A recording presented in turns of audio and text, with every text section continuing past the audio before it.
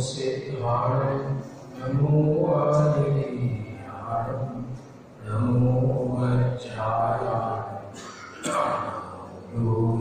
सर्वसानाभूतं मंगलं भगवान् वीरो मंगलं गौतमो गणि मंगलं पुण्यपुण्याद्यो जयनमोऽस्तु मंगलं सर्वमङ्गलमाङ्गल्यं सर्वकल्याणकारिकं प्रदानं सर्वधर्माणां जयं जयतु शास्त्रं मंगलमे मंगलकरं गीतरागदेव्यां नमोताय जाते वै हरिहंतादिमां हरि मंगल करि ओम ग्रंथि करन गोकान जाते मिले समाज सब पावे निज बदरा।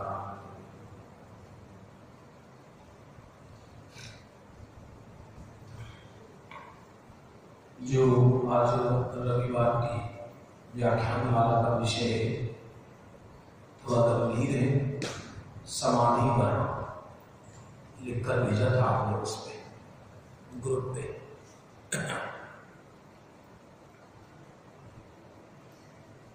रामायण वाला विषय इतना वो नहीं है, उसमें क्या है कि यहाँ क्रम क्रम से लोग आते हैं, तो वो विषय तो पूरे पहले सभा बैठी हो तब ले सकते हैं उसको। एक ने हनुमान का सुना और एक ने राम का सुना और एक ने सीता का सुना और राम को छुए बिना एक पहले उठ गया, तो वो सिस्टम सही नहीं है। हाँ,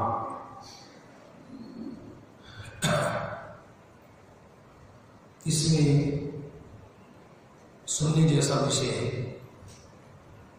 जो ज्ञानी जीव होते हैं, धर्मी जीव होते हैं, वो अंत समय समाधि मरण की इच्छा करते हैं।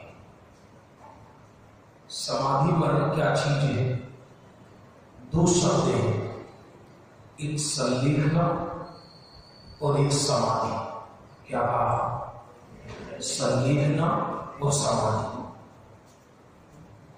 दोनों में अंतर है, दोनों में क्या अंतर है कि संलेखना कहलाता है कारण मानी साधन, और समाधि कहलाती है उसका फल। सरल शब्दों में कहें तो शरीर से जब धर्म साधन न हो सके, धर्म न पल सके शरीर से, तो उस समय ज्ञानी जी शरीर को छोड़ देते हैं, जिसे संलेखना या समाधि कहा जाता है। अब 1 घंटे में ज्यादा गहरा विषय तो नहीं लिया जा सकता, व्याख्यान जैसा है। हमने सारी जिंदगी क्या किया, इसका निर्णय अंतिम समय में होता है। यदि अंतिम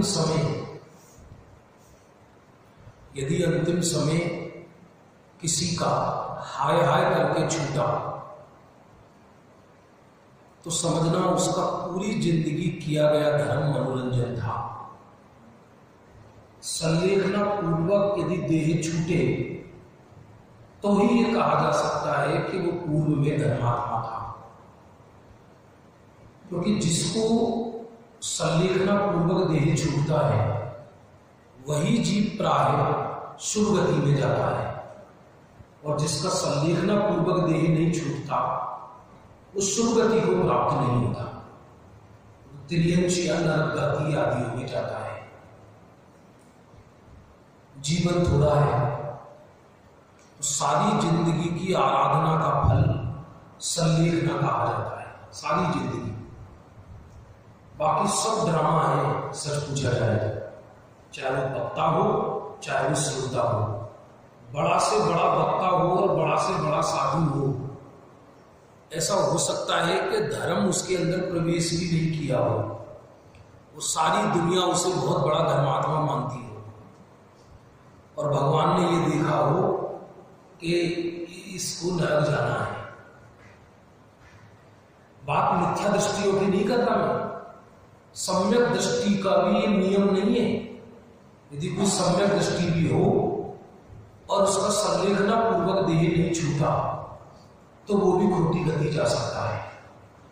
आप कभी कैसी बातें कर रहे हो? सम्यक दृष्टि खोटी गति कैसे जाएगा? राजा श्रेणिक गए नहीं गए?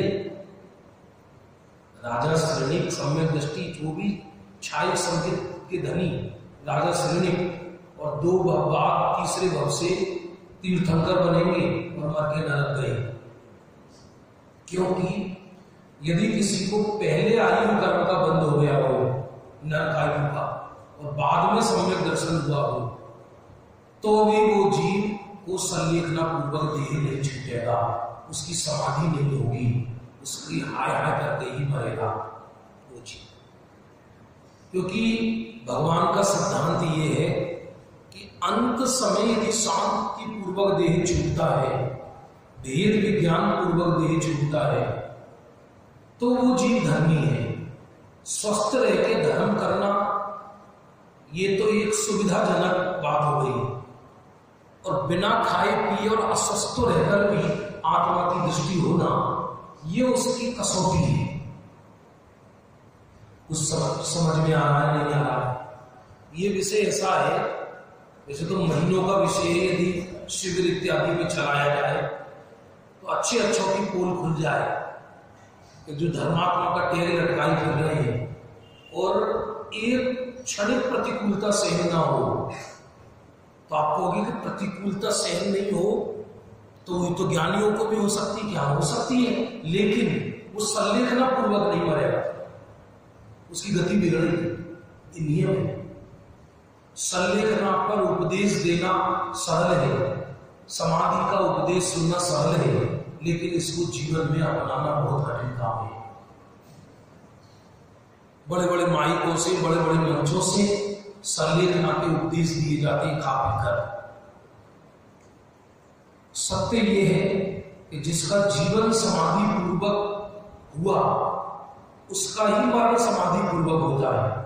जिसने जीवन ही हाय हाय करके गुजारा है उसका अंतिम समय भी हाय हाय करके छूटता है। ये कोई नियम नहीं है। फिर से सुनना कि कोई ये कहे कि रोग पूर्वक देह छूटे उसका नाम कुमरण, और रोग रहित देह छूटे उसका नाम समाधि मरण। ऐसा नहीं है।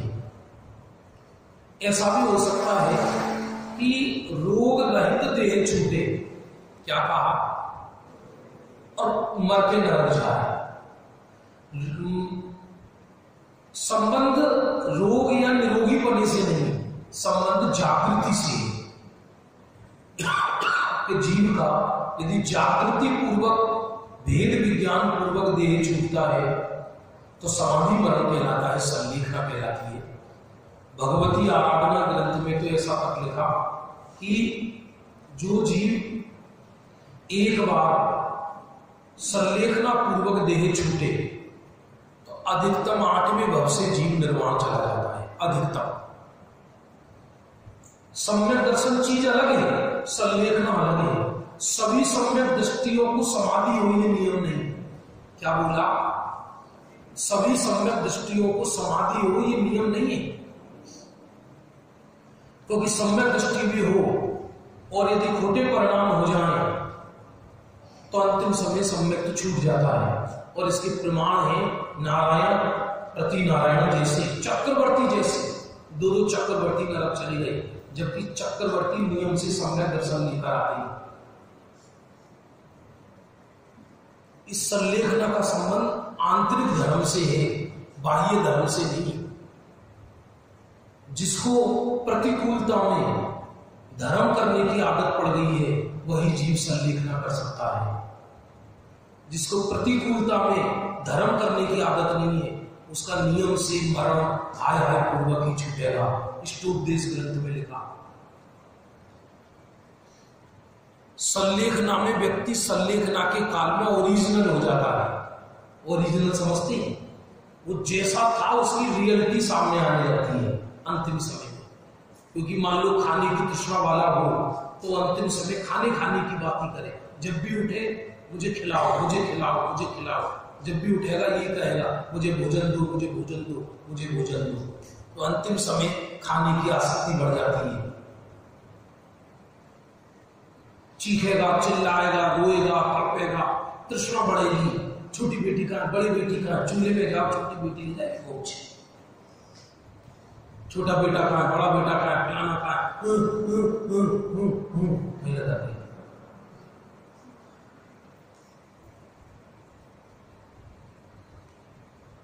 जैसे कि वो सल्लेखना चाह रहे हैं, सल्लेखना दिलाएगा। किसी के बेटा ने या बाप ने कभी किसी को समाधि नहीं दिलाई, कि ग्रंथ में कोई पढ़ा हो, सुना हो तो एक आध उदाहरण हमें भी बता देना। कि नियम है, बाप बच्चों को देखकर समाधि बिगड़ेगी ही। एक भी एग्जाम्पल बता दो ना, एक प्रतिमान योग सामने रखा है, वो भगवान महावीर के जाए हुए आज तक के काल में और भगवान महावीर से पहले भी आदिनाथ तक किसी प्रतिमान योग में कहीं एक एग्जाम्पल ऐसा मिला हो कि किसी के बेटे ने अपने बाप को समाधि दिलाई। एक एग्जाम्पल भी हो, चाहे वो सम्यक दृष्टि हो चाहे मिथ्या दृष्टि हो, तो आप बता देना। परिवार के निमित्त से कभी संलेखना नहीं होती, संलेखना बिगड़ती ही है, नियम है। भले ही ऊपर से लगे कि संलेखना ले रहे हैं, पर अंदर ममता और तृष्णा बहती है बहुत ज्यादा।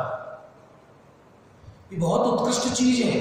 इसलिए उमा स्वामी महाराज ने संलेखना को, उमा स्वामी महाराज ने संलेखना, यहां में संलेखना और समाधि दोनों को एक मानकर वर्णन कर रहा हूं। वैसे दोनों में कथनचित अंतर है। संलेखना को कारण कहा, समाधि को कार्य कहा।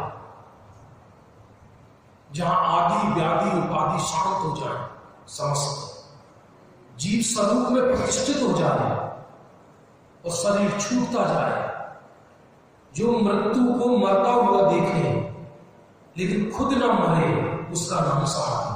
क्या कहा? जो मृत्यु को मरता हुआ देखे और मृत्यु के साथ खुद न मरे, उसका नाम समाधि। और जो मृत्यु के साथ पल पल खुद मरे, उसका नाम व्याधि, कुमरण। जैन धर्म में कोई वैसा नहीं है। असली व्यक्ति की पहचान तभी होती है प्रतिकूलता के काल में कि हम कितने बड़े धर्मात्मा हैं। ब्रह्मचारी शीतल प्रसाद जी ने सहज सुख साधन ग्रंथ में लिखा है, हम कितने बड़े धर्मात्मा हैं, इसका निर्णय प्रतिकूलता के काल में होता है, पाप के उदय में होता है। क्योंकि उस पाप के उदय में उस जीव को यह ज्ञात होता है कि 1 मिनट में वो धर्म से च्युत हो जाता है। समाधि माधि तो थोड़ा भी सम्यक दर्शन की अति पते नहीं, उस समझ में आ रहा है। विषय कठिन तो नहीं ले लिया मैंने, सूचना जल्दी नहीं पहुंची ना। कल लोगों को रुचि नहीं है ना, लोगों की रुचि क्या करे। इस पंचम काल में अधिकतर जीवों का कुमरण ही होता है। मैंने कह रहा, ब्रह्मचारी रायमल जी ने चर्चा संग्रह ग्रंथ में लिखा, इस काल में बहुभाग जीव अधोगति से ही आते हैं और अधोगति ही जाते हैं। बहुभाग कुछ को छोड़ दिया, और छठे काल में सब अधोगति ही आते हैं और अधोगति ही जाते हैं। छठे पंचम में अधिकतर अधोगति से आते हैं और अधिकतर अधोगति जाते हैं। जैसे जैसे काल बीतेगा तो विषयों के प्रति, तत्व ज्ञान, धर्म के प्रति रुचि नहीं होती। घरों में आदमी नहीं रह रहे, लाशें रह रही, लाशें। घर माने पंचम काल के नरक, और उनमें लाशें रहती हैं, जो प्रतिपल जीव विराधना करके अंतिम समय की तैयारियां करता है, काहे की, नरक जाने की। वो 25-50 वर्ष की जिंदगी होती है, आयु कर्म तो बंध जाता है बहुत जल्दी। यदि संयम लेने का परिणाम ना आए, त्याग वृत्ति का परिणाम ना आए, धर्म का परिणाम ना बढ़े, प्रमाद बढ़ता रहे, धर्म में मन न लगे, भौतिकता में मन लगे, तो समझना खोटी आयु का बंद हो गया है। 50 वर्ष के बाद तो परिणाम सुधरना ही बहुत मुश्किल है। ऐसे कोई करोड़ों जीवों में एक दो कोई जीव होता होगा कि जिसके 50 वर्ष के बाद परिणाम छूटे, क्योंकि आयु कर्म की गणना के अनुसार त्रिभाग में आयु कर्म बंधना शुरू हो जाता है। आयु की यदि किसी की आयु 90 वर्ष है टोटल, तो उसको पहली बार आयु कर्म का बंध 60 वर्ष प्रथम अंतर मुहूर्त में होगा। समझ में आ रहा है नहीं आ रहा? 2 भाग निकल जाने के बाद तो 90 तो बहुत कम लोग पहुंचते हैं, इसलिए 70-80 में चला जाता व्यक्ति। तो इसका मतलब 50 वर्ष के बाद आयु कर्म बंधना शुरू हो जाता है। ये तब की बात है कि बहुत लंबी आयु हो, और यदि आयु छोटी है तो आयु कर्म 10 वर्ष के बालक को भी बन सकता है, 5 वर्ष के बच्चे को भी बन सकता है आयु कर्म। और एक बार आयु कर्म जैसा बन जाए उसके अनुरूप ही परिणाम होते हैं। तुम कर लो, कोशिश कर लो। इसलिए जैन दर्शन में गति अनुसार मति और मति अनुसार गति दोनों है। सर्वथा ऐसा नहीं है कि मति अनुसार गति, सर्वथा नहीं है ऐसा। कथनचित गति अनुसार मति और कथनचित मति अनुसार गति। लक्ष्मण जी को राम और लक्ष्मण सगे भाई थे और सारी जिंदगी राम लक्ष्मण को बहुत प्रेम था। राम जब भी देश भूषण कुलभूषण के लिए के समक्ष में जाए तब तब उनको ये भावना हो कि लक्ष्मण भी साथ जाए। ये लंका विजय के बाद राम लक्ष्मण ने पंचम गुण स्थान के लिए देश भूषण कुलभूषण के लिए से संयम अंगीकार किया था, एक देश संयम। उन्होंने चाहा कि लक्ष्मण भी ले ले। तो जब जब लक्ष्मण को देखा कि आज संयम लक्ष्मण को दिलवा दे तो देखे गायब। जब जब संयम का अवसर हो तब तब गायब, जब जब संयम का अवसर हो तब तब गायब।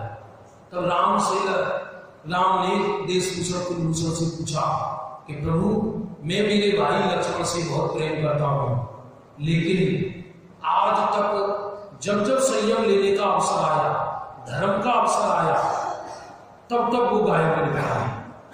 तब भगवान ने कहा कि तुम्हारे भाई को तृतीय नरक का बंद हो गया है। इसी करोड़ों के लिए भी आ जाए तो एक परिणाम नहीं सुधर सकता। ये सब कहने की बातें हैं, भैया शिविर लगाओ, फलाना लगाओ, ठिकाना लगाओ, ये तो लोगों का विकल्प है। सारे तीर्थंकर एक साथ भी पैदा हो जाए पंचम काल में, 170 तीर्थंकर अधिकतम होते हैं ना, तो क्या पंचम काल से जीव मोक्ष जाने लगेंगे क्या? एक 6 महीना 8 समय में 608 जीव मोक्ष जाते हैं, वो सारे तीर्थंकर एक साथ पैदा हो जाए तो क्या अधिक जाने लगेंगे? बाह्य प्रभाव ना लगेगी हमको, बहुत हो गई, बहुत लोग आ रहे हैं, बहुत लोग समझ रहे हैं, बहुत सुन रहे हैं। सुनने समझने से ऊपरी से कुछ नहीं होता। यह अंतरंग लगन की बात है, जिसे जगत के प्रति अरुचि हो जाए, जगत रात का ढेर नजर आने लगे, जगत निस्सार नजर आने लगे कि इसमें कुछ दम नहीं, विश्व में वो जीव जगत से उदास होता हुआ अंतिम समय समाधि की तैयारी करता है। और वो भी अंतिम समय नहीं, क्योंकि अंतिम समय तो देह छूटेगा। खाते समय बीज बोआ जाता है या पहले बोआ जाता है? चलो चलो चलो चलो चलो जल्दी, चलो जल्दी, चलो रोटियां बनाओ। बोले गेहूं तो है नहीं, चलो बो दो। पागल है क्या? तो गुरुदेव कहते थे जवानी धर्म करने की ऋतु है और बुढ़ापे में उसका फल भोगा जाता है। अब जवानी में धर्म नहीं किया, कुएं में भांग, कहते पूरे कुएं में भांग पड़ी है, हो हल्ला हो रहा है, 10 लक्षणों में पर्वों के नाम पर मेहंदी प्रतियोगिता, फलाने प्रतियोगिता, ढकाने प्रतियोगिता, फैंसी ड्रेस प्रतियोगिता, नंगा नाच हो रहा है व्यक्ति, और मालूम पड़ा जरा सी प्रतिकूलता हो तो आदमी धर्म से एक मिनट में च्युत हो जाए। सबसे पहले घर में कोई प्रतिकूलता हो तो धर्म छूटता है व्यक्ति का। आप अपने अपने देख लेना, मेहमान आ जाए तो मंदिर मेहमान आए थे, सिद्ध से सिद्ध आई थी, इनको ऊपर ले जाए। हर चीज में सबसे पहले आप देख लेना अपने जीवन का एक बना हुआ लिस्ट, और देखो कि जब जब धर्म की हानि हमने करी तब तब किसके लिए हानि करी धर्म? और ये इस बात की निशानी है कि खोटी आयु के बंध की निशानी है। इससे इस इंप्रेशन में मत रहना कि हम तो 100 साल से धर्म कर रहे हैं। समर्षण में रहने वाले नरक नहीं जाते, इस भ्रम में मत रहना। पूरी जिंदगी भगवान महावीर की प्रथम दिव्य ध्वनि से लेकर अंतिम दिव्य ध्वनि तक सुनने वाला भी नरक चला गया, तो हम तो कौन होते? सुनना सुनाना अलग चीज है, अंदर से जगत के प्रति आलोचक भाव होना, संयम का परिणाम होना, संलेखना का परिणाम होना अलग चीज है। असली धर्मात्मा वही है कि जिसका अंतिम समय समाधि पूर्वक छूटे। बाकी थोड़ा बहुत पुण्य पाप के फल से कहां पैदा होगा ये अलग बात है। थोड़ा मंद कसाई थी तो भूत बन गया, मेंतर बन गया, नहीं, वो एक चीज अलग है। रोग के काल में सबसे पहले हमें औषधि की याद आती है या भेद विज्ञान की याद आती है? औषधि लेना एक अलग चीज है, कमजोरी में हो जाना एक अलग चीज है। तो मेरे कल वैसे विषय आ गया याद में, वहां लिया था ना न्यू जर्सी में, ये विषय अंतिम दिन लिया था, और बाद में तो फिर कह रहे कि साहब ये आप 15 दिन लेकर जाओ। मैंने कहा साहब घर से बर्बाद दिलाना है क्या? 70-70, 80-80 बरस के हो गए व्यक्ति, घरों में पड़े हैं, लोग हो गए 100-100, चला जाए ना, खाया जाए ना, पिया जाए ना, उठे जाए ना, और तृष्णा तृष्णा तृष्णा तृष्णा तृष्णा माथे फटे जा रहे हैं। ये सब नरक की लक्षण है कि मर के तिर्यंत गति की लक्षण है, एकदम स्पष्ट रूप से। जब शरीर स्वस्थ रहता है, समय नहीं है हमारे पास, समय नहीं है हमारे पास, मंगल ग्रह की रजिस्ट्री कराने जा रहे हैं, इनके पाप मार रहे हैं। जब अंतिम समय आता है, अंतिम समय, तब क्या है? अब क्या होगा? संलेखना दिला दो। अरे जिसने जीवन भर भेद विज्ञान किया हो और उत्कृष्ट परिणाम हो, बहुत अद्भुत, इसलिए मृत्यु को महोत्सव कहा है। क्या कहा है? महोत्सव। कुछ समझ में आ रहा है, नहीं आ रहा? मेरा तो भावना था कि इस पे सेमिनार हो, चर्चा तो हो परस्पर। अंतिम समय किडनी खराब हो गई, मान लीजिए, तो अब किडनी खराब हो गई तो दूसरे की किडनी लेकर कितने दिन जी लेगा? दूसरे का खून चढ़वाकर कितने दिन जी लेगा? दूसरे को और मौत के मुंह में डालेगा? तो एक प्रश्न खड़ा होता है कि भगवान के सर्वज्ञ के मत में संलेखना कितने प्रकार की होती है।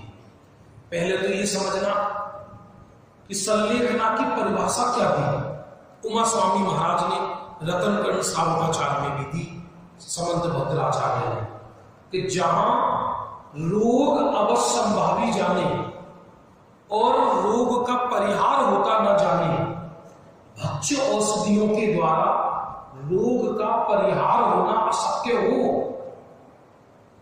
अवक्ष से नहीं, रतनकर्ण श्रावकाचार्य में तो ये तक लिखा कि ज्ञानी जीव शरीर के सहस्र खंड हो जाने पर भी अवक्ष औषधि का सेवन नहीं करती, यही शब्द है। वह शिष्य ने प्रश्न किया, यदि किसी के अवक्ष औषधि से रोग दूर होते हो तो क्या करें? तो बोले उसकी होनहार खोटी जानना, खोटी आयु का बंद हो जाने पर ऐसा होता है। पढ़ना रतनकर्ण श्रावकाचार्य। तो फिर आगे क्या कहते हैं? तो वो धर्म के लिए जब शरीर से धर्म ही नहीं पल रहा, तो ज्ञानी जीव धर्म हेतु शरीर का परित्याग कर रहे हैं। जबरदस्ती शरीर को मारना वो आत्महत्या कहलाएगी। शरीर का पोषण करना वो खोटी गति की निशानी कहलाएगी। उस सहज रूप से देह से मुक्ता घटाता हुआ संलेखना धारण करता है श्री गुरु के चरणों में। इसलिए ग्रंथों में संलेखना को पंचम गुरु स्थान में लिया है, संयम में लिया। सम्यक से भी उठकर चीज है संलेखना। कुछ समझ में आ रहा है? बोलो।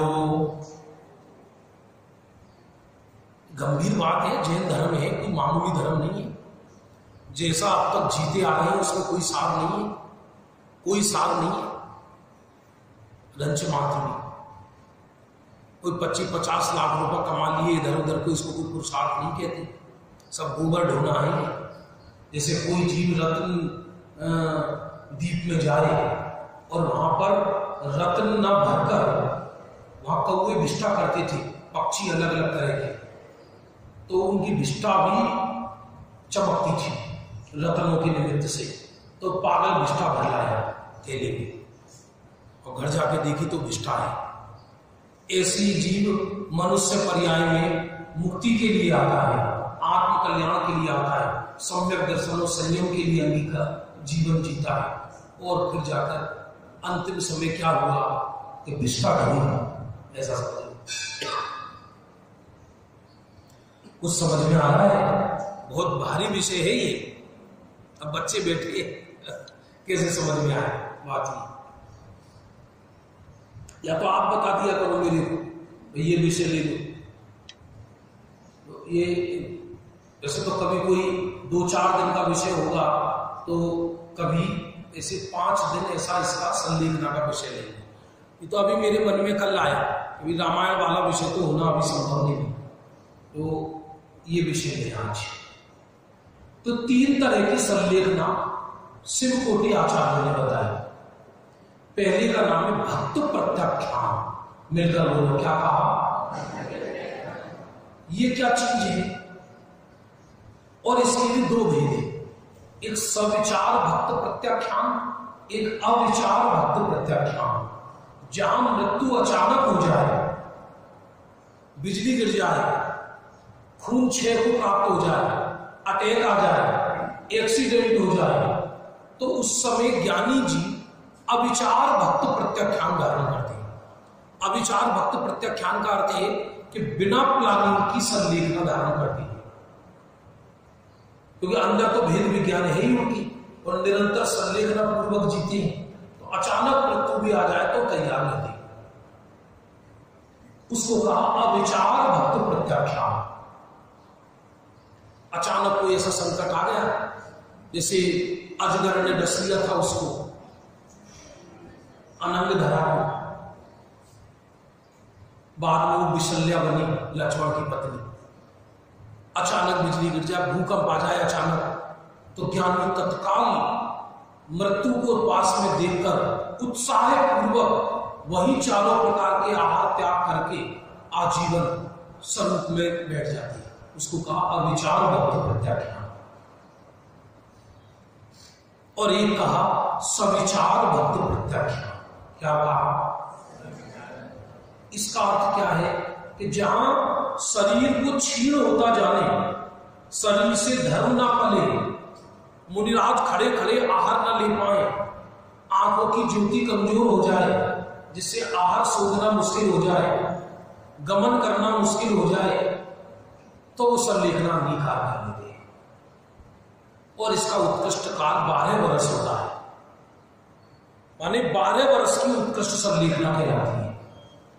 तो 12 वर्ष तक धीरे धीरे शरीर क्षीण होता है और शरीर से ममता धीरे धीरे हटाती चलती है। घर परिवार व्यापार आदि का तो सवाल ही नहीं। और इसमें अधिकतम 48 निर्यापक आचार्य हो सकते हैं। अधिकतम कितने? 48। उनकी ड्यूटियां बंदी रहती हैं, हर 2 घंटे पर व्यक्ति चेंज होता है। निर्यापक आचार्य माने जो संलेखना में निमित्त हो, और जो संलेखना ले रहा हो उसको बोलते हैं छपा, और जो संलेखना में निमित्त हो उसको बोलते हैं निर्यापक आचार्य। अरे कुछ समझ में आ रहा है? नहीं आ रहा? ये कुछ जबरदस्ती का नहीं है। अंतिम समय पूरी जिंदगी तो धर्म किया नहीं, अब अंतिम समय कोई ये कहे कि भैया इनको संलेखना दिला दो, तो संलेखना कोई दिला थोड़ी सकता है। ये कोई ऐसी चीज है क्या? जब खुद ही व्यक्ति आराधक हो तो निर्यापक आचार्य तो उसमें निमित्त होता है। वहां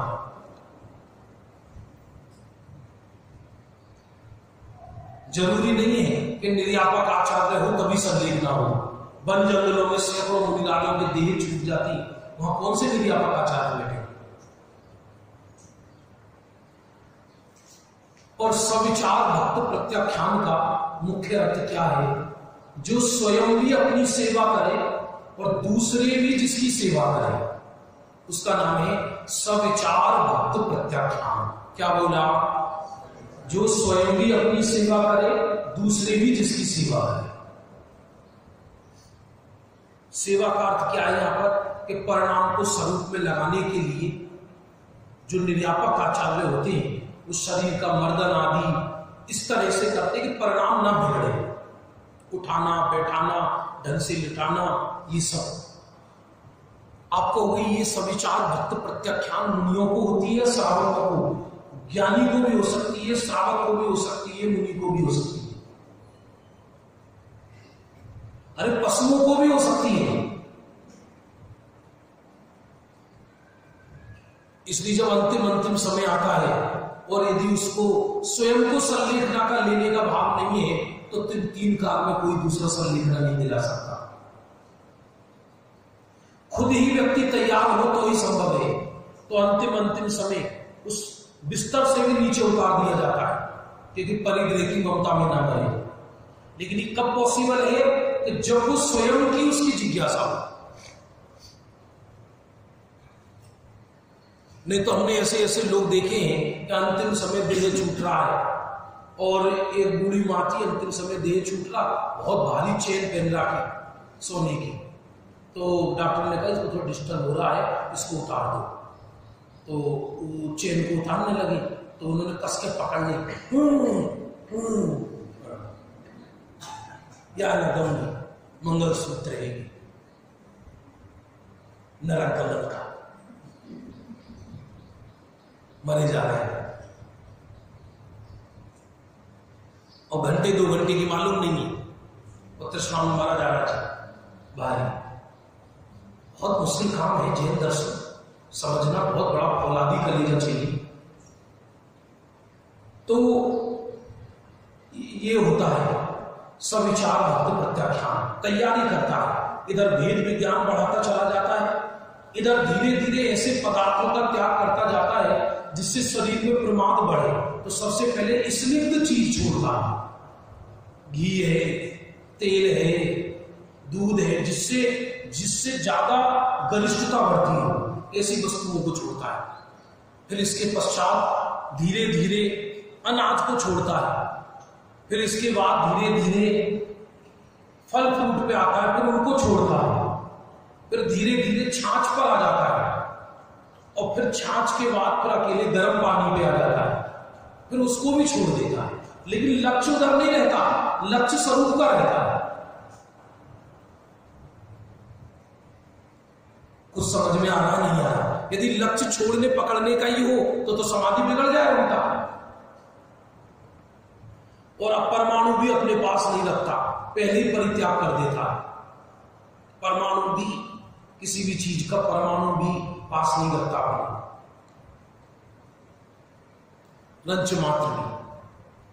वो सोचे अरे सब कुछ छोड़ दिया और बाद में अपने को बीमारी दूर हो गई तो क्या होगा? ये चोर बैठा रहता है मन में उस जीव की। इसलिए अंतिम समय जब शरीर छोड़ता है तो घर वाले लोग सब इकट्ठे हो जाते हैं। अच्छा हाँ, अच्छा हाँ, चाबी कहाँ है? चूल्हे के नीचे। अच्छा चूल्हे के नीचे चाबी।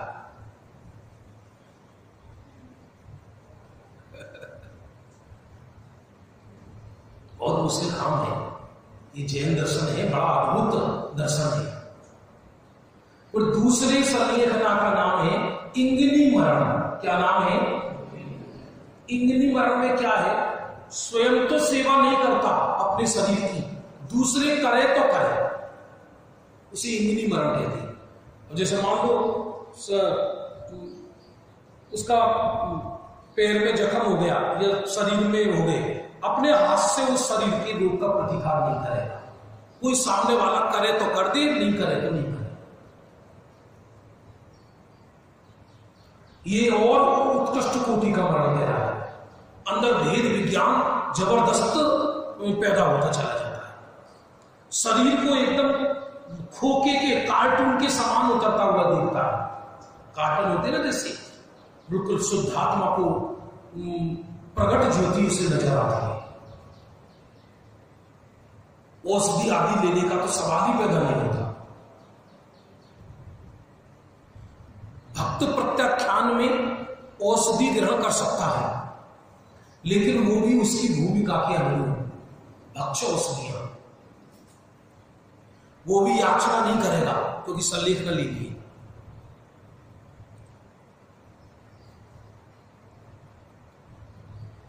जा रहे हैं, पड़े हैं 6-6 महीने तक अस्पतालों में वहां पर, और फिर 1-1 साल तक वो सड़ रही है देह, और फिर कोई उनको सुना रहा है अरे वो पतित पावन में पागला है, पगला सल्लेख ना बोल न जाए।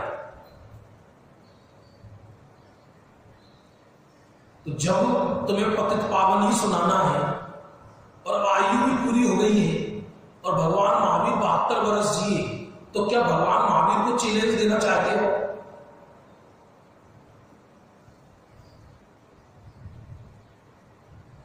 तो जब इतना ही प्रेम है जिन धर्म से, तो लास्ट की दुर्गति क्यों कराना? ये दृढ़ता और ये बल बिना चिपक के पैदा नहीं हो सकता।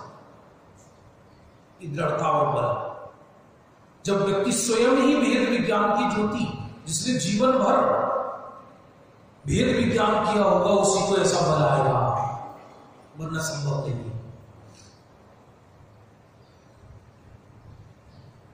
धर्म में अभी तो सम्यक्त्व के आते पते नहीं है, धर्म के प्रति महिमा नहीं है जिनको, जगत की महिमा है। सल्लेखना किसको कहते हैं? कुछ साधारण बात है क्या?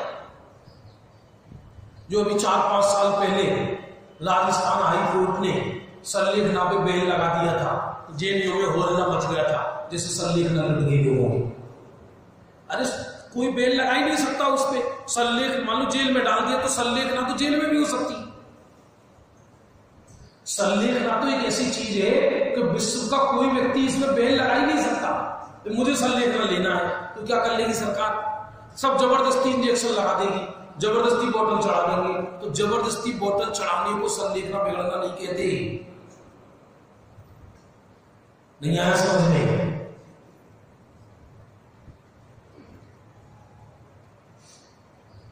अब मान लो किसी ने उत्कृष्ट पद ले लिया, अब अंदर से तो सल्लेखना का भाव है नहीं, अब लोगों को ऐसा लगे इन्होंने सल्लेखना नहीं ली, इसलिए जबरदस्ती पैर बांध के, हाथ बांध के, रस्सी बांध के एकदम ऐसे ऐसे करके सीधा बैठा दिया। अरे आलती पालती से मरने का नाम सल्लेखना नहीं है।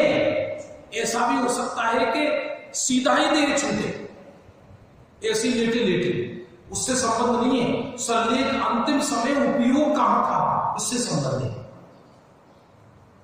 ऐसा भी हो सकता है कि सर्व आसनों से मोक्ष माना है ग्रंथ में, उसी भाव से मोक्ष जाने वाले अंतःकृत केवली, उनको कोई व्यंतर आदि आकाश में डाल दे तो शरीर तो तिरछा इच्छा कैसे भी हो गया, और उसी समय निर्वाण चले गए।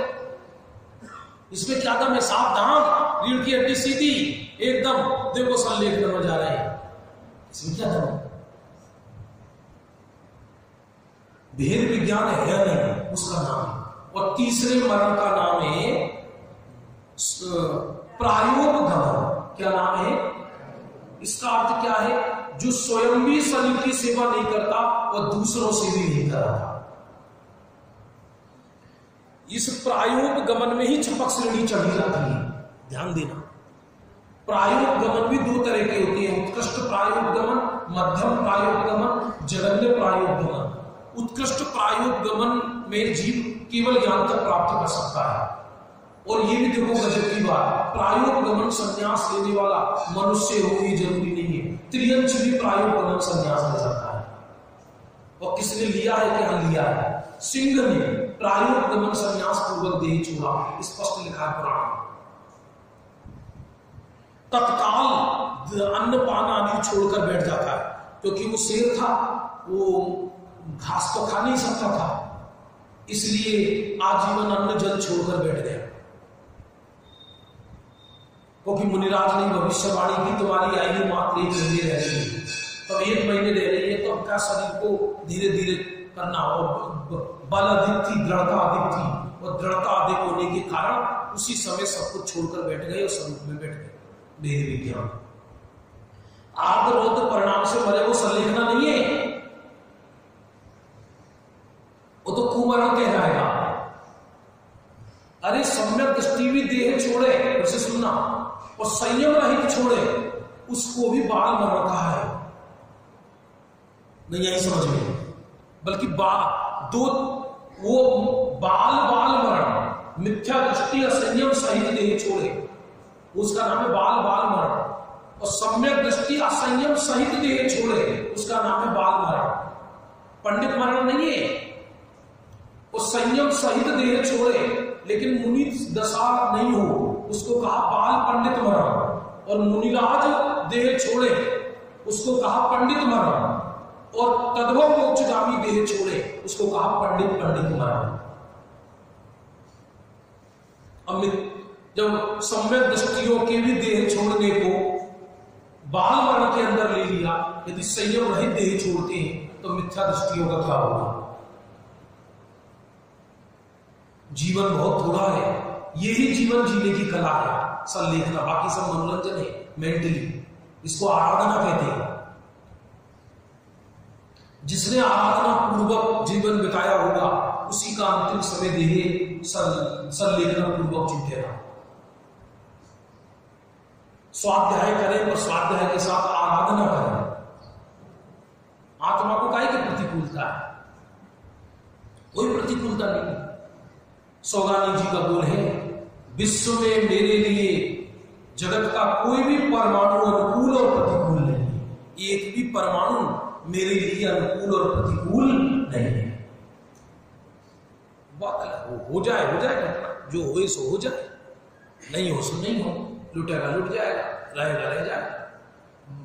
आता ना कौन सी गाथा आती है, ये परिग्रह नाश को प्राप्त हो, प्रलय को प्राप्त हो, ये शरीर छिदे भिदे चाहे जो हो,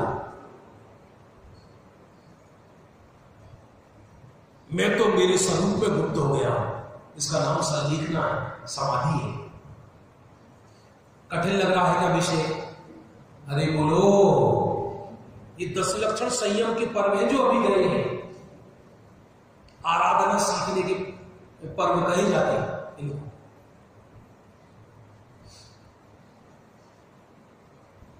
कोमा में आ जाए जी व्यक्ति, तो कोमा वाला व्यक्ति को संलेखना कहलाए या नहीं कहलाए?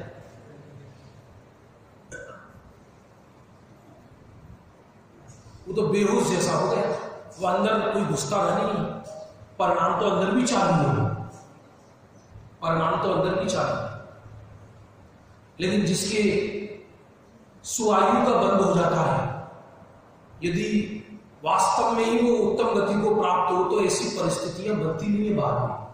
कोई ये प्रश्न करे कि किसी पंचम स्थानवर्ती को यदि खोटी आयु का बंद हो जाए तो उसकी संलेखना होगी या नहीं होगी? कि पंचम स्थानवर्ती को खोटी आयु का बंद होता ही नहीं, इसलिए पंचम स्थानवर्ती को नियम पूर्वक संलेखना होगी और चौथे स्थानवर्ती को नियम पूर्वक नहीं होती। वो उसकी परिस्थिति पर निर्भर करता है। क्या हुआ समझ में आ रहा है? दृढ़ता तो हो जीवन में। सच्ची घटना है दिल्ली की, एक पाठशाला की बच्ची थी, बहुत पुरानी घटना है, शायद निधि नाम था, तो उसको ब्लड कैंसर हो गया था और इसी कुछ 10-12 बरस से। और वो पाठशाला की बहुत दृढ़ता थी कि पूर्व जन्म के संस्कार होंगे, तो उसने ये भी सुन लिया डॉक्टरों के मुंह से कि शरीर रहना तो मुश्किल है। ये तो अन्य कैंसरों का उपाय तो है पर ब्लड कैंसर का कोई उपाय नहीं, क्योंकि अन्य शरीर में हिस्सा में कैंसर हो तो डॉक्टर उस हिस्से को काट के निकाल देते हैं, लेकिन जब पूरे ब्लड में कैंसर हो तो कहां से सही होगा? तो उसने औषधियां नहीं खाई। घर वाले समझा के थक गए और बोले कि यदि मेरा आयु कर्म शेष है तो फिर मैं बिना औषध अभक्ष्य दवा क्यों खाऊं, और यदि मेरी मृत्यु निश्चित है तो मैं अभक्ष्य भक्षण करके क्यों मरूं? तो 5 पांडव की कथा सुनते सुनते उसने देह छोड़ा था। निराशा से बची 5 पांडव की कथा सुनते सुनते। ये बहुत युग है भौतिकता का, बाहर सब साइंस का युग है, देखने में ऐसा आता है। आत्मा का छोड़ो, जिन धर्म का विश्वास नहीं, संलेखना तो बहुत उत्कृष्ट चीज है। जानते हो समाधि को छोटा निर्वाण शब्द बोला है, संलेखना को छोटा निर्माण, ये छोटा निर्माण है। इसके बाद तो कोई उत्कृष्ट चीज है तो सीधा निर्माण है। बुद्धिपूर्वक किया गया उत्कृष्ट पुरुषार्थ मनुष्य गति का, उसका नाम है समाधि। इसके बाद तो फिर निर्माण है सीधा, और कुछ नहीं। टोडरमल जी की कुछ लाइनें पढ़ लेते हैं। उनके पुत्र गुमानी लाल जी, टोडरमल जी जैसे व्यक्ति, उनको मृत्यु दंड दिया गया और फिर भी चेहरे पर जरा भी सिकन नहीं, और हाथ जोड़कर हाथी को कह रहे हैं तुम अपना काम करो, मैं अपना काम करता हूं। इससे उत्कृष्ट संलेखना और कौन सी हो? शरीर में रोग, और रोग होकर देह छूटे तो अलग समझ में आता है। शरीर स्वस्थ और मृत्यु सर पर, और चेहरे पर जरा भी डर नहीं। हे भव्य तू सुन, अब समाधि मरण का लक्षण वर्णन किया जाता है। वही नहीं विषय तो मैंने सोचा ये लूंगा, ये तो अभी केवल भूमिका है। 1700 पेज का भगवती आराधना, इतना मोटा पूरा समाधि का वर्णन है उसमें। ऐसे निमित्त संबंध बताइए कि अंतिम समय ये लक्षण व्यक्ति में पाए जाए तो ये मालूम किया जा सकता है कि वो जीव मर के कहां है। दुनिया तो मूर्खों की, उससे कुछ नहीं है। चाहे तुम चंदन से देह जलाओ, चाहे तुम लकड़ी से देह जलाओ, तो मिट्टी है, उससे क्या है। फूल मालाएं चढ़ाओ, चाहे यशो गान गाओ, उससे क्या होता है। नारायण श्री कृष्ण की जगह जगह मंदिर है और सारी दुनिया में वो पूजे जाते हैं, तो क्या नरक की एक समय की पीड़ा उनकी कोई दूर कर सकता है? इसलिए विश्व किसी के विषय में क्या कहता है इससे कोई मतलब नहीं। परिणामों का फल तो जीव को स्वयं को भोगना पड़ रहा है। सर्वज्ञ का मार्ग है, किसी के प्रमाण पत्र से व्यक्ति नहीं जीता। व्यक्ति पिताजी, रामू जी, पिताजी, ये कम वक्त सब यहीं बैठे हो, दुकान कोई नहीं गया।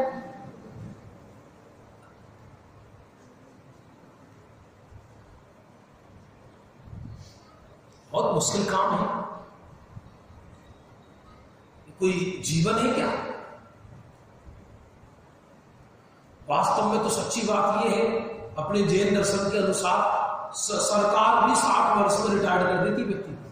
वो किसके लिए करती है? ये रिटायर्ड की परंपरा अपने देश में ही, विदेशों में नहीं है, यूएस में नहीं है।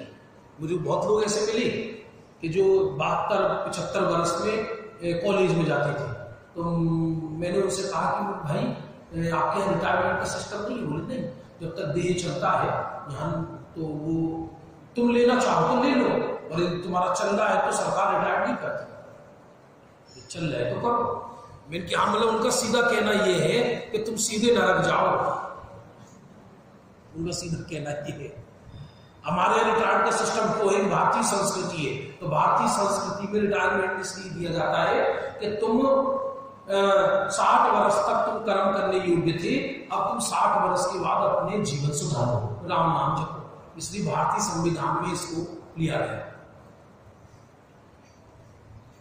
इसलिए भारतीय संस्कृति में संन्यास और 4 आश्रम बताए ना, तो एक अंत में संन्यास और एक था वानप्रस्थ। तो वानप्रस्थ और संन्यास में क्या अंतर है कि वानप्रस्थ आश्रम लिया जाता है 60 वर्ष में और संन्यास लिया जाता है अंतिम में। वानप्रस्थ घर में रहकर भी हो सकता है, लेकिन उसमें आरंभ परिग्रह आदि नहीं, धर्म कार्यों को साधते हुए। और उम्र बढ़ती जाए तो भी घर गृहस्थी के कार्यों में इतना उलझा हुआ है जी, तो खोटी आयु का लक्षण है।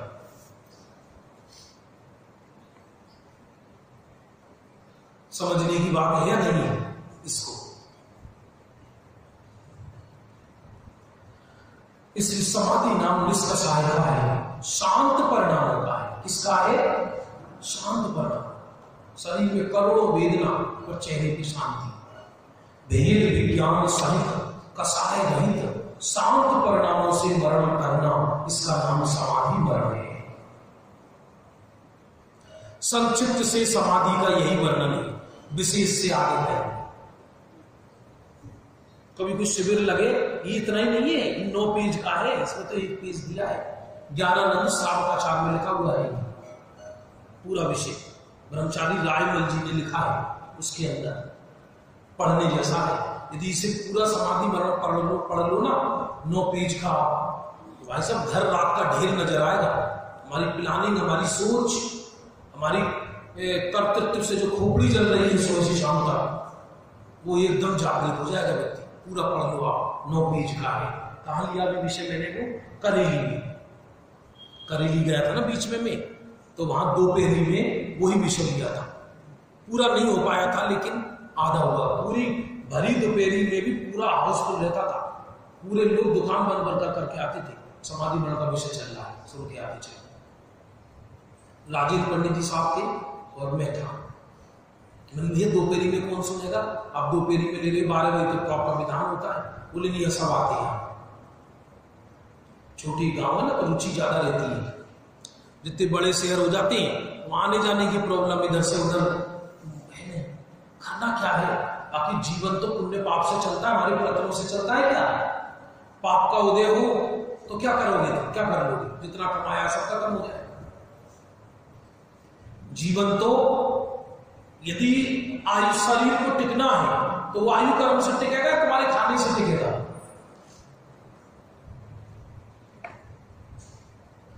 और इस आप नहीं खाते तो चांद सितारे नजर आते, धरती घूमती नजर आती है, तो वो तो नहीं मिलना, तो भूखा ही लिखा है। यदि देह छूटना तो भूख से ही छूटेगा। नरक में बिना खाके भी जी रहा है आदमी, और स्वर्ग में भी बिना खाए जी रहा है। अमृत झड़ता है ना, इतना इतना एक बूंद, तो मर जाते हैं क्या? विशेष कथन आगे कहेंगे, अभी तो समय हो गया। इसका कभी लंबा समय मिलेगा तो इस संलेखना को, विषय को आगे और लेंगे। आज तो एक रविवार ही है, विशेष व्याख्यान के कारण इस विषय को लिया, क्योंकि 2 लाइन में पढ़ने जैसी। सम्यक ज्ञानी पुरुष का ये सहज स्वभाव है कि वह समाधि मरण की इच्छा करता है। उसकी हमेशा भावना रहती है अंत में मरण समय लेकर आने पर इस प्रकार सावधान होता है जैसे सोआ हुआ सिंह सावधान होता है। ये नहीं लिखा कि सोआ हुआ गीदड़ सावधान होता है, क्योंकि समाधि वही ले सकता है कि जिसको सिंह जैसी वृत्ति है। शरीर में रोग हो जाए, शोक हो जाए, बड़े बड़े पैसा वाले लाशों को परदेश ले जाते हैं, जिंदी लाशों को इलाज कराने के लिए। एम्बुलेंस से उतर रही है तो ऐसा लगता है हे भैया कितने पुण्यवान है ये, देखो ये अमेरिका में सही होकर आए और वहां करोड़ों खर्च कर देंगे। वो कह रही है मंदिर में दान दे दो, वहां देने का भाव नहीं है, रोगों के लिए दे देगा। डॉक्टरों में बार्गेनिंग नहीं चलती, डॉक्टरों के यहाँ आदमी गरीब से गरीब भी डॉक्टरों के यहाँ बार्गेनिंग नहीं करता। हम डॉक्टर साहब इतना बिल दिया है, थोड़ा कम ले लो, तो डॉक्टर की आंख खोल के देखे रहता है। बाकी सब जगह बार्गेनिंग करता है व्यक्ति। पाप की कमाई को ठिकाने लगाने का स्थान आईसीयू, पाप की कमाई को ठिकाने लगाने का स्थान।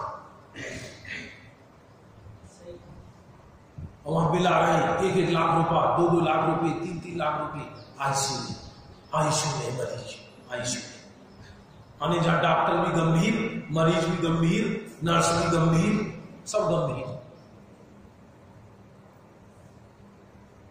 मालूम ही नहीं पड़ने देते। मान लो मौत 10 बजे होगी तो बताएंगे नहीं, क्योंकि दूसरे दिन बताएंगे कि 1 दिन का बिल और मिलेगा। उनको तो क्रूर हो जाते हैं, वहां को धर्म नहीं है।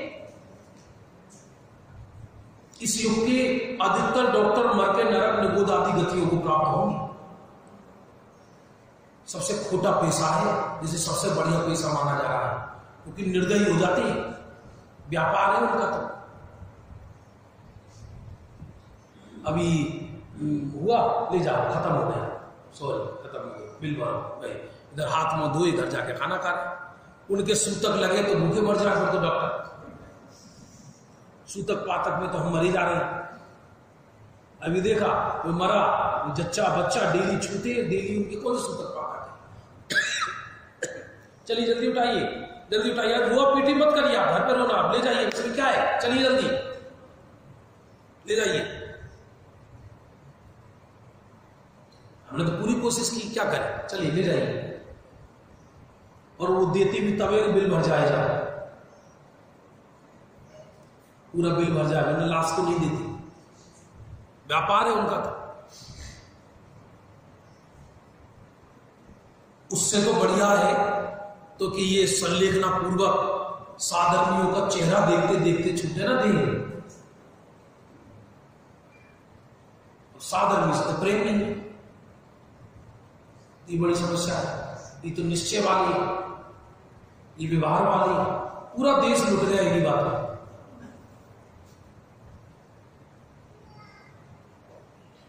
जिसको कोई पुरुष ललकारे, हे सिंह तुम पर बेरियों की फौज आक्रमण कर रही है, तुम पुरुषार्थ करो, गुफा से बाहर निकलो। सिंह को कोई ललकारे तो वो सिंह एकदम सावधान हो जाता है। सिंह पर तभी तक कोई आक्रमण कर सकता है कि जब तक सिंह सो रहा है, और जैसे ही ललकारेगा सब भाग जाएंगे, गधे गधे सब भाग कर जाएंगे। पूरे जंगल के 1000 हाथी को सामना एक शेर आराम से कर सकता है, इतना बल होता है उसको। और जब तक बेरियों का समूह दूर है, बेरी माने कर्म का उदय, बेरी माने कषाय, तब तक तुम तैयार हो जाओ और बेरियों की फौज को जीत लो, माने कषायों को जीत लो। महान पुरुषों की यही रीत है कि वे शत्रु के जागृत होने से पहले तैयार हो जाते हैं। उस पुरुष की ऐसी वचन सुनकर, पुरुष माने ज्ञानी गुरु, शार्दूल तत्क्षण ही उठा, उसने ऐसी गर्जना की मानो आषाढ़ मास में इंद्र ने गर्जना की। हम कायर नहीं होते, हम संलेखना के लिए तैयार है। मृत्यु को निकट जानकर सम्यक ज्ञानी पुरुष सिंह की तरह सावधान होता है और कायरपने को दूर से छोड़ देता है। और एक कहना सरल है ये, और जिसके बीते वही जाने। तो अंतिम समय जब तीव्र पीड़ा हो भारी, और उस पीड़ा के समय समता परिणाम हो, ज्ञाता परिणाम हो, स्वरूप लक्ष्य उपयोग हो, उससे बड़ा और केवली कौन होगा। इसलिए 16 कारण भावनाओं में लिखा साधु समाधि भावना। उसका यह अर्थ है जो स्वयं समाधि अंगीकार करे और दूसरे की समाधि में निमित्त बने, ऐसा जीव तीर्थंकर प्रकृति का बन जाता है। क्या है वो? साधु समाधि सदा मन लावे, और बाकी लाइन तीन जग भोग भोग सिद्ध जावे। जो साधु समाधि मन लाता है, साधुओं की समाधि को देखकर अनुमोदना करता है, स्वयं समाधि लेने की तैयारी करता है, वो तीनों लोगों के भोग भोग कर सिद्ध गति को प्राप्त होता है। हो गया समय।